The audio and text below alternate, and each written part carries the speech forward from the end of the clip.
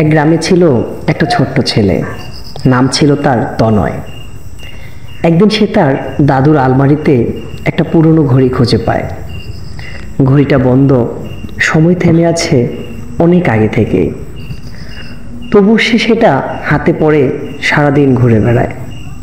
সবাই হাসে, বলে এটা তো চলে না।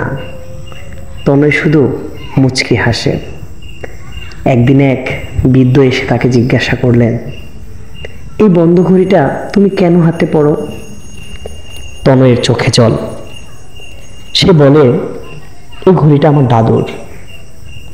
এটা সময় বলে না ঠিকই, কিন্তু মনে করিয়ে দেয় সময় একদিন থেমে যাবে। তাই এখনকার সময়টুকু আমি ভালোবাসি, যত্নে রাখি। বৃদ্ধ মাথা নাড়ালেন, হেসে বললেন, তুমি তো সময়কেই শেখালে কিভাবে চলতে হয়।